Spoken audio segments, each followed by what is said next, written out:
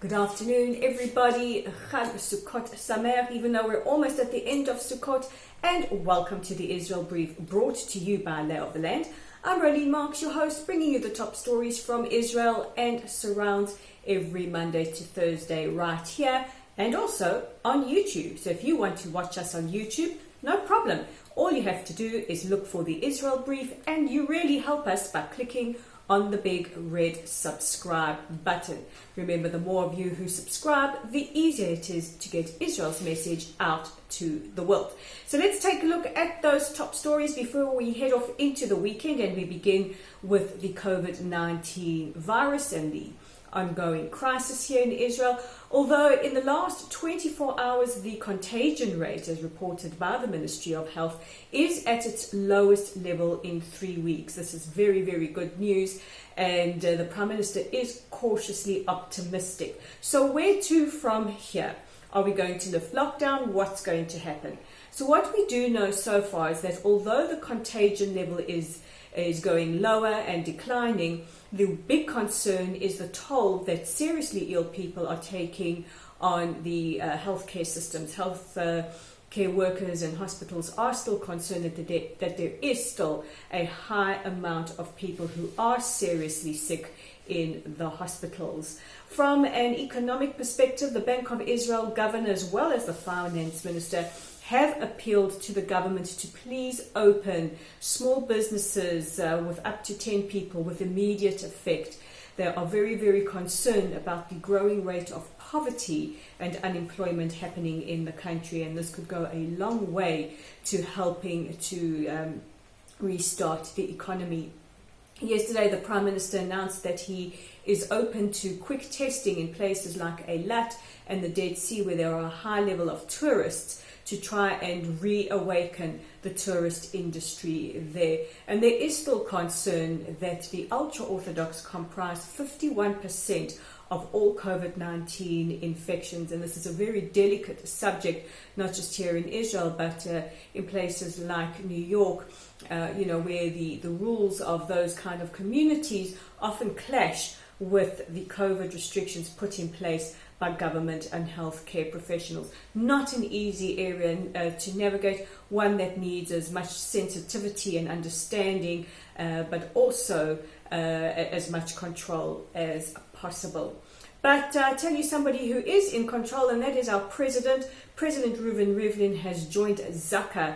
Zaka are the elite rescue and emergency response organization, an NGO, really worth checking out. They have launched a campaign called Don't Leave Them Behind, and are appealing to all Israelis and encourage anyone anywhere around the world to reach out to the elderly. Many elderly people are alone as we navigate lockdowns and the rise of the COVID-19 second wave in countries around the world. And President Rivlin said there are two deadly diseases. One is potentially COVID, and the other is loneliness that is faced by the elderly. So when you finish watching this, reach out to an elderly person. Make sure that they're okay. It really goes a long way to help people feel less lonely.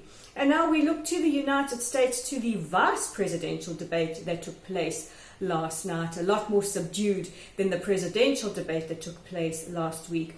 This was between Republican candidate Mike Pence, who is the current vice president, and the Democratic co-runner Kamala Harris, who is on the Democratic bill.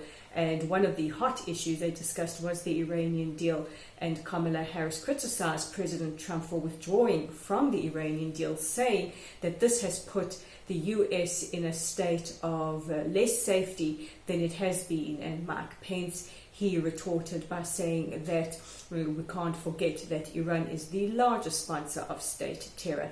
From Israel's perspective, our Prime Minister Netanyahu, has warned of the dangers posed by a nuclear Iran, and really has tried to convince world leaders to try and pull out of the deal until the Iranian nuclear program is dismantled.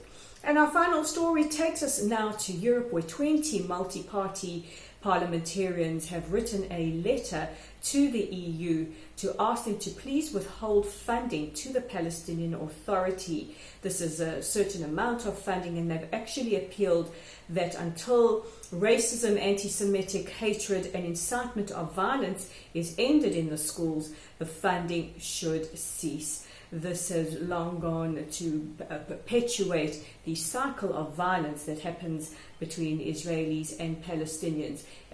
Very often the Israeli army or police services will respond to terror attacks on Israeli civilians, perpetuated by this never-ending circle of incitement.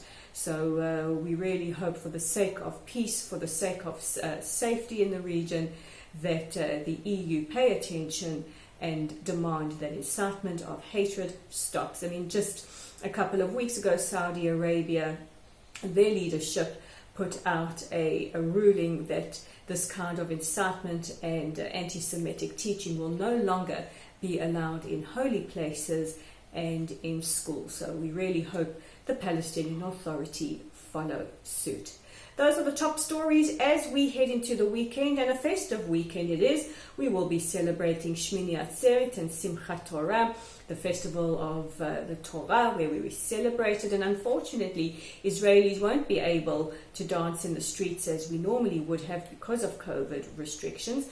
But if you are at home looking for something to do, don't forget to check out our website at www.layoftheland.online. You can read Dave Kaplan's article all about Turkey and Turkey's expansionism ideas taking place at the moment, posing a threat to the region. It's also up on our Facebook page at Lottel Site. While you're there, give us a like, give us a follow, share our content. Don't forget to interact with us on Twitter at layoftheland5, and I'm sure you have already subscribed to that YouTube channel at the Israel Brief. So from all of us at Lay of the Land and the Israel Brief, I'm Rolene Marks, wishing you Chag Simchat Torah Sameach, Chag Sukkot Sameach, Shabbat Shalom, and wherever you are in the world, have a safe, a peaceful and a healthy weekend, and we'll speak again on Monday.